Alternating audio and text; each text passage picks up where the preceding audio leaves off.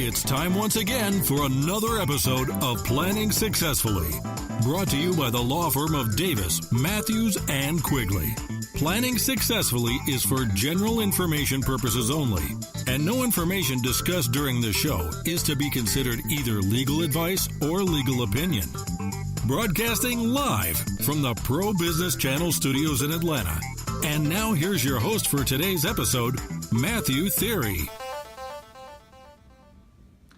Welcome and thank you for joining us again for an episode of Planning Successfully. My name is Matt Thierry and I'm your host. I'm joined in the studio today again by my colleague John Sugg. Welcome back, John. As those that have listened to our most recent show know, John is a fellow shareholder at the law firm of Davis, Matthews, and Quigley. And in case you're listening for the first time, my practice focuses on business law, business litigation, and fiduciary litigation, as well as providing mediator and arbitrator services. And I'd like to take a moment to allow John to reintroduce himself to our audience and give a brief overview of his practice as well.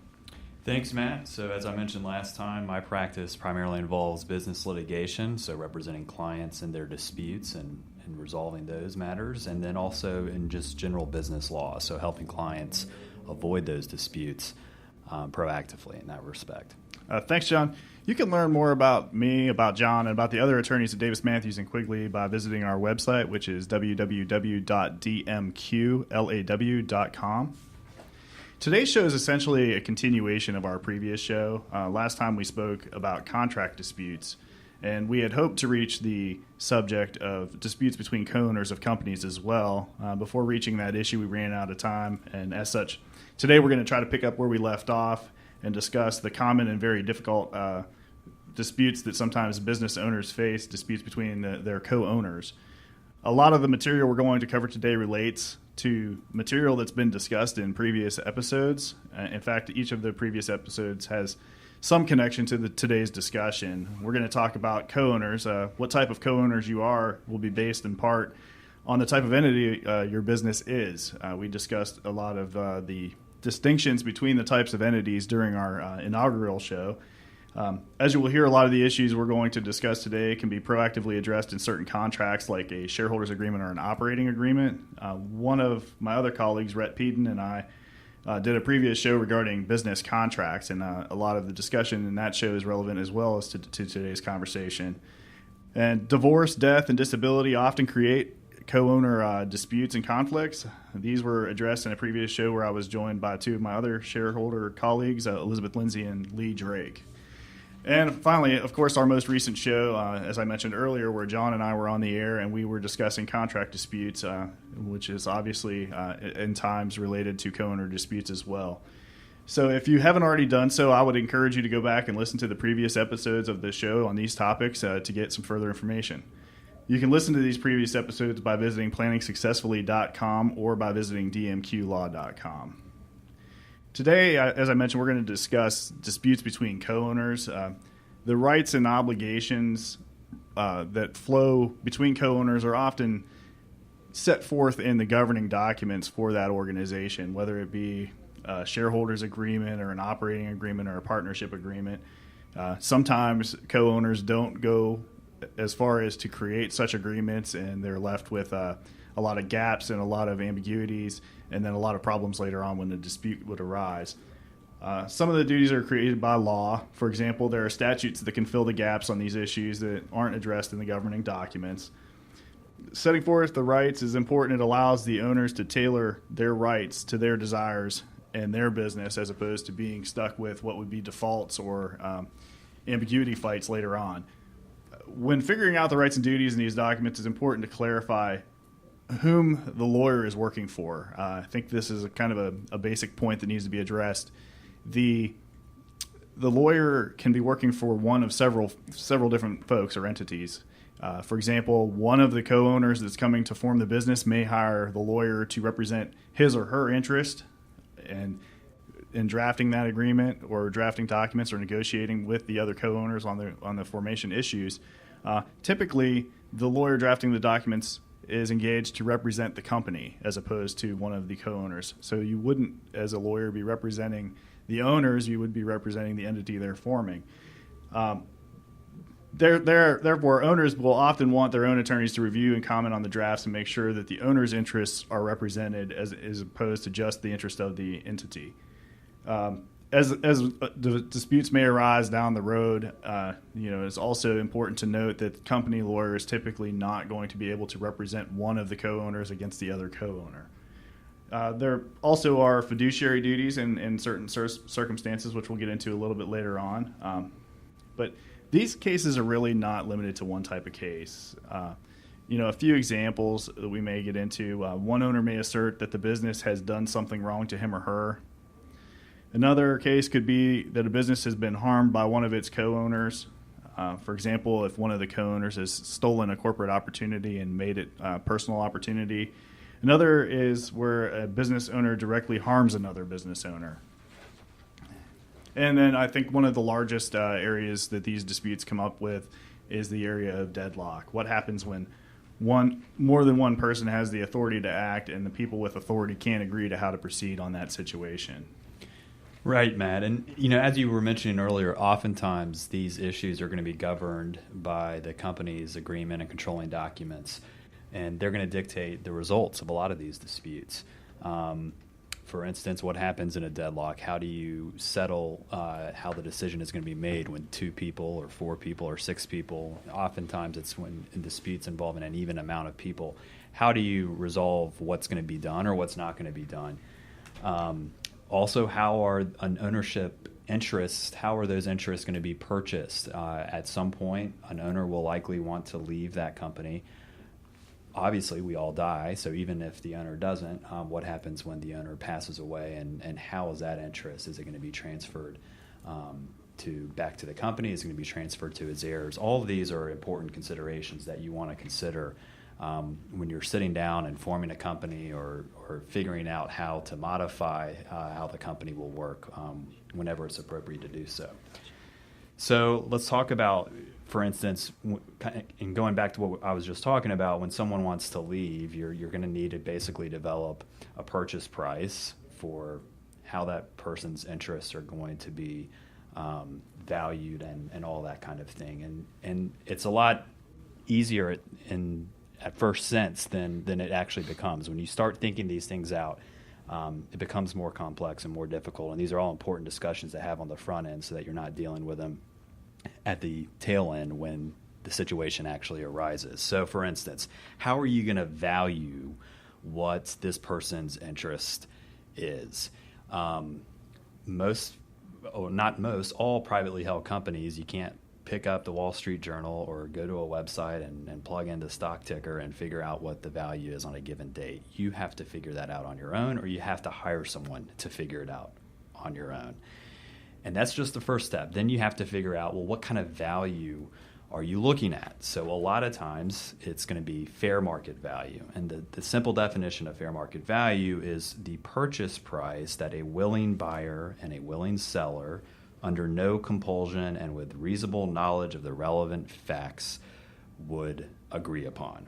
And so that is typically an objective standard. It's basically a hypothetical kind of what would someone out there who was under no compulsion and willing and wanting to buy or sell this particular interest, how would they value it? Then you also have another form of value called investment value. And so this is more subjective. It's looking to this particular owner or class of owners. Is this particular business interest so important to this person, the person holding that interest, that person values it at a higher value than what someone outside of the organization or maybe even one of his partners or her partners would value it at? So is that an appropriate way to value the share? Do you want to look at it what an objective person would, or do you want to look at it at what the person who actually is holding the interest would value it at? And then there's also something called intrinsic value, which is basically what an analyst believes the real value is. He could say, here's what I think the fair market value, here's what I think the investment value, but here's what I really think the value is. And that's just going to be more of a personal opinion. And most of the time, all the value is going to be an opinion. And certainly people have different opinions even when they're using the same standard of value. One person might think the fair market value of a membership interest is much higher or much lower than the other based on a lot of circumstances. And a lot of times where you see the different opinions is for discounts. So two really common discounts that you see in the fair market value analysis is a lack of control. And so if you own 50% or less of a membership interest or the stock in a company, and again, there are other ways of deciding how things will be decided in an organization rather than just how much of it you own, but I'm just kind of going to the default provision that normally decisions are made based on or tied to the ownership interest. So if you own less than 50%, you can't really control what that company will do or what it won't do unless you have someone else, your partner or your co-owner agree, or at least you have someone else to reach your kind of threshold of a majority to do so. So in considering that, when people are considering value, a lot of times if you don't have a 51% interest, people will discount that because, especially if you're thinking about an objective buyer out there in the market, they want control. They don't want to buy a membership interest or control or a share and not be able to control what happens within the organization. In addition to that, a lot of times you'll see lack of marketability discounts. It's very, very common for organizations to have restrictions on the transferability of a stock or a membership interest. And so, again, if there are inhibitions on one's ability to actually dispose of a membership interest or stock in a way that he or she wants to, then that's something that needs to be accounted for in considering what someone out there, an objective person, would consider as the fair market value of this interest. And John, you're talking about discounts that are applied to the value of businesses. And I want to, just for a second, kind of step aside from two types of different businesses here. We have, your businesses that are owned within families, and then you have these close corporations that are owned by several unrelated shareholders, much like you and I. And in the context of family-owned businesses, there's a change that's proposed and likely to occur in the valuation of family businesses for tax purposes. Now, I recognize that you and I are not discussing necessarily tax purposes for the moment, but I want to draw that issue out just for a second to say that, as it's valued for taxes, may later or sooner than later start to flow into how it's valued for other purposes as well. And in that context, there are some proposed legislation that will change the way family-owned businesses are able to take discounts for tax purposes. In other words, lack of control and lack of marketability, the discounts that you're talking about, there's going to be some significant limitations if this legislation goes through as to the applicability of those for tax purposes in family-owned businesses. So I just want to draw that out. I think it's an interesting thing. It's kind of one of those legal topics that's of a lot of discussion as of late. And while it may not necessarily immediately impact valuation for dispute purposes or shareholder redemption purposes, or selling of an interest of the company itself, it likely will at some point in time trickle down into valuation of these family-owned businesses. These disputes have a propensity to become very complicated and somewhat emotionally charged between the owners of businesses. Obviously, a lot of folks put a lot of blood, sweat, and tears into their companies and have very strong opinions as to how things should go. And these disputes, because of that, can have a devastating impact on a closely held business.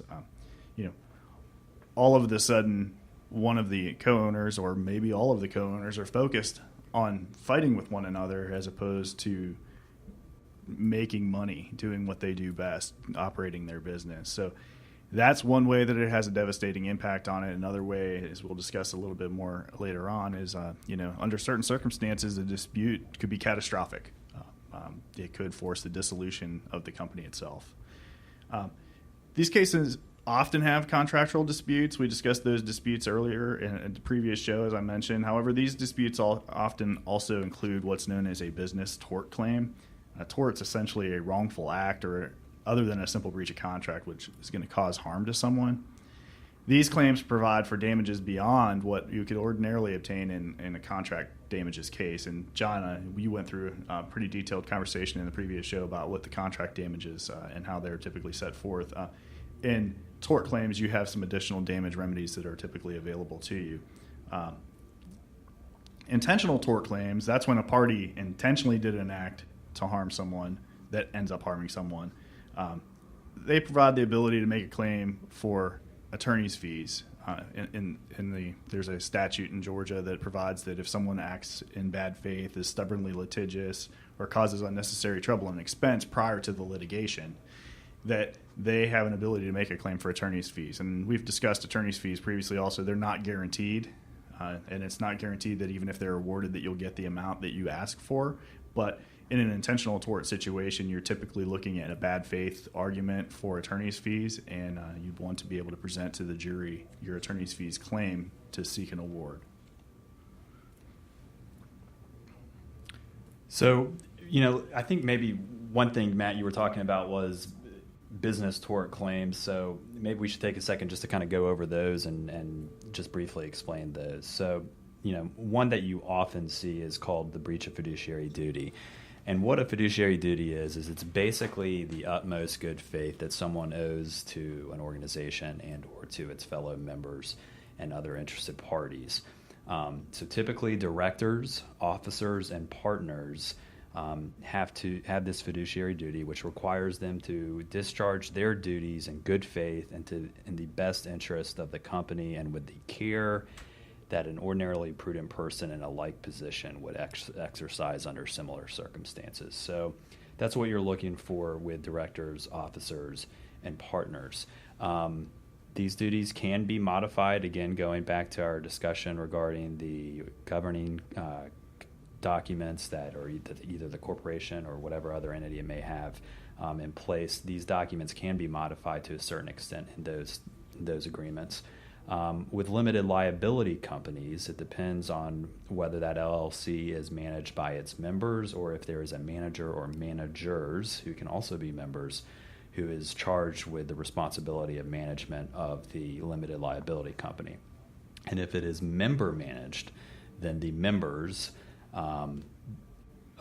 do not really owe any fiduciary duty to the entity or to each other unless there's an agreement to the contrary. If the manager or if the members, however, are charged with the responsibility of managing the LLC, then they do owe these fiduciary duties that we've talked about to each other and also to the entity itself. So really, a lot of times what you're looking at with breach of fiduciary duty claims is self-dealing to the detriment of a partnership or a corporation or whatever entity it may be. Someone involved in the organization is engaging in a way to benefit his or herself personally and to the harm and to the detriment of the organization.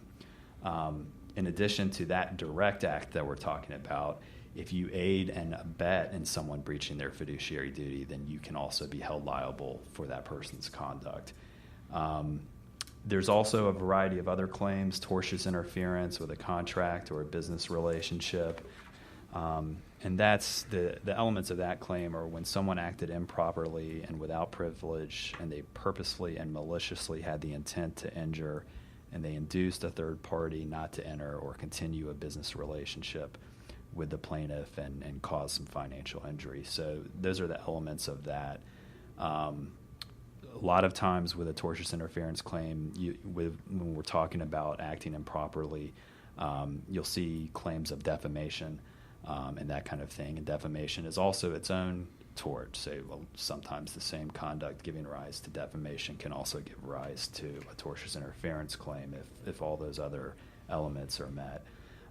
There's conversion. Obviously, if a partner is stealing funds out of the entity, then that is going to be a breach of fiduciary duty, what we just talked about, but it's also going to be a simple conversion, which is basically asserting any dominion or control wrongfully over another's personal property. And so that is, again, same conduct, but you're charged with liability on the fiduciary duty front and also on the conversion claim. And with conversion, I think another way to look at conversion is it's really a civil claim for theft.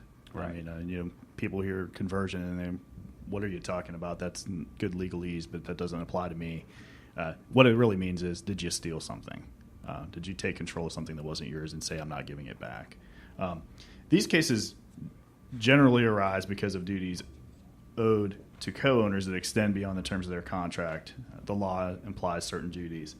Some of these claims also provide the ability to seek injunctive relief, and injunctive relief is really when you go to a court and you say there's an emergency need to stop someone from doing what they're currently doing because their actions are causing irreparable harm to the company, and that if they don't stop that action right now and hold it sort of in a status quo arrangement pending the litigation, that the person being harmed is not going to be able to be made whole through the recovery of money damages.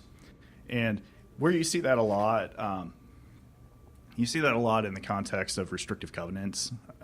If someone has signed a non-compete or a non-solicitation agreement and then they leave their employment and immediately go out, start up a competing business and start soliciting customers in violation of the agreements that they've made, well, obviously, if I'm going after the clientele that was providing the ability for the business to contain and sustain itself, then I have the ability to then go out and harm the business in a way that you just can't pay me once and fix it. It's going to kill the business forever.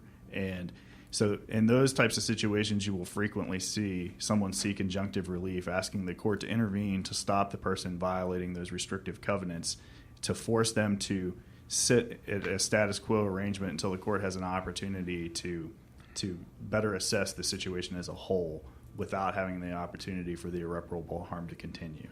So that's injunctive relief. Some of these claims also provide a basis to seek punitive damages. And punitive damages, I think most people are generally aware of what that means, but punitive damages are designed to punish someone. And it's not necessarily based on the amount of award or other damages that exist, but it's basically what is necessary to deter this person from acting in a similar manner in the future. And in order to obtain punitive damages, you have to show that by clear and convincing evidence. So you have the general civil standard of preponderance of evidence, which is sort of, if you can envision your scales of justice on equal level. For preponderance, you're basically taking that scale and just adjusting it slightly to one side versus the other, which is a significantly less standard than beyond a reasonable doubt that you normally hear of in the criminal context. Well, clear and convincing evidence is somewhere in between. It's not quite beyond reasonable doubt, but it's more than a preponderance. And so if it's proven with clear and convincing evidence that the defendant's actions were willful misconduct, malice, fraud, oppressive, wanton, just complete absence of entire want of care, then you could seek punitive damages to punish them for those activities. In civil actions with punitive damages, there is what's called a non-product liability cap, or it's of $250,000 is the general cap that's placed on punitive damages that the jury can award to someone. There is a exception to the cap, and that's really in a situation where you have someone that has actually created an intentional harm, where they intended to cause the harm that actually resulted from their actions. Oftentimes these disputes result in a battle that's essentially a business divorce. And when I say that, I think it's a really interesting analogy, because when you have co-owners, in a lot of ways, it's like a marriage. And when co-owners fight, it's also oftentimes like a marriage. And the emotional side of things and the justice equities that they perceive are not necessarily the same as a business-to-business dispute. There's a lot more involvement. There's a lot more. You're much more intimately involved with your partners than you are typically with your businesses that you deal with on an ordinary contract basis. So they have an opportunity to get heated very quickly. How the owners elect to proceed with these disputes oftentimes determines whether the business survives the dispute. Some folks can go out and just and lay it all out on the line. They want to litigate and they want to fight, and the other person has done them wrong, and so help me, that's what we're going to do. And oftentimes those types of battles end up killing the company. So they for lack of a better word, kill the golden goose that they were working to build. And they can also harm the position in the market of the business. If you're doing business with a company and you know that the owners of the company are at each other's throat and they're in a dispute, that harms the reputation of the company and also makes it less likely that people in the market will want to do business with that company. Moreover, they can harm the ability of the company to be sold because it's going to affect the value of the business, and partly because of what I just mentioned as far as the market perception. But if things aren't moving slowly, it's hard to make it an attractive sale. So that's a difficult thing to work with, and it definitely would impact the value of the business. So there are some things that can be done in the governing documents, as we've mentioned several times, to help limit the scope of the disputes, providing what happens in the event of a dispute. These disputes can happen with any split of ownership interest in a company. It doesn't have to necessarily be two owners split 50-50 or some sort of even split between multiple numbers of folks. However, I think these cases typically are escalated or more often seen in situations where you have two owners at 50-50 ownership and the parties can't agree on how to take care of things. So it really comes down to, can the parties agree in the governing documents who will have final say on certain things? You can take steps to avoid these problems by being proactive. For example, if John and I were 50-50 owners in a company, we could agree that I would have final say on all operational issues, and John might have final say on all financial issues. So if we get into a dispute one day about something that would be considered operational, he has his say, I have my say. If we get into a deadlock situation, I get to break the deadlock. Likewise, if we get into a dispute about money and the finances, and we can't get past it, the operational documents may provide that John then would have the ability to move us past that impasse. That example is really an oversimplification, but it does illustrate the point. Right, and you could always have a provision in the document stating that if you and I can't agree on a particular issue, that someone else will have the final say, and we'll submit our opinions to that person, and that person can then tell us how to move forward. So that's another example, other than leaving one person with the absolute tiebreaker control, and sometimes is a little bit easier for people to agree on. A couple of other examples about disputes are disagreements regarding the direction of the company. Does one owner view the company as something that is being built to sell in the near future for a profit, while the other owner views it as a lifelong career business? Disagreements regarding salary and distributions. How are those going to be made? How are the distributions going to be made? Is it going to be based on simply the percentage ownership interest that someone has, or is it going to be based on some sort of formula for revenue that is generated or tied to other benchmarks? These are all things, again, that you want in your agreement so that your company can do what it's supposed to do, rather than deal with figuring out these issues and addressing them when they actually surface and when you're confronted with them. There's also going to be obviously disagreements about personnel, hiring and firing employees, and who has the authority to do that. What happens when you disagree about a certain employee's performance, and how do you go about terminating that employee's performance? Then there's going to be obviously disagreements about how to preserve the corporate veil, which, Matt, I think you talked about last show. Yeah, we talked about that quite a bit in the past, and I think for the sake of time, we're going to have to just cover a few of these issues quickly. We're running a little short. So those, again, you want to make sure that you have a shared vision, or at least a way of settling how a disputed vision of how a company is going to operate within your governing documents, so that you can avoid having to face these issues when the actual dispute has arisen, rather than preventing it from ever occurring in the first place. I think, John, we're pretty much out of time, but I did want to say, we have, just in touching, we have, reinvestment of profits as opposed to paying them out, or do you grow the company, disagreement regarding funding, are you taking on capital, how are you doing financing, what are you doing about getting out of the business, what happens if somebody decides that they're going to go and start a competing business? I think we started a little bit about that with fiduciary duties, but I think being proactive when discord becomes evident may help with most of these issues. Successful companies are destroyed all the time by these types of co-owner disputes, and recognizing when an owner is becoming unhappy with the circumstances can help get ahead of the problem. Hopefully the issue can be resolved amicably. Sometimes it has to be resolved through litigation. You can also decide to pursue this off the records through arbitration. But as we're just about out of time, I want to just say, as you can surmise, most co-owner disputes, like most overall disputes, come down to two central issues: money and control. So being proactive to deal with these issues, while they're still merely potential issues as opposed to actual issues, can help avoid some of the emotionally charged problems that come later on. Wanted to thank everyone again for joining us for this episode of Planning Successfully. You can learn more about DMQ and its attorneys at www.dmqlaw.com. You can follow DMQ on Twitter at DMQLaw. You can follow me on Twitter at Matthew Theory. You can reach us by telephone at 404-261-3900. Thanks again for joining us, and please join us next time for another episode of Planning Successfully. Thank you again for joining us and our guests on Planning Successfully.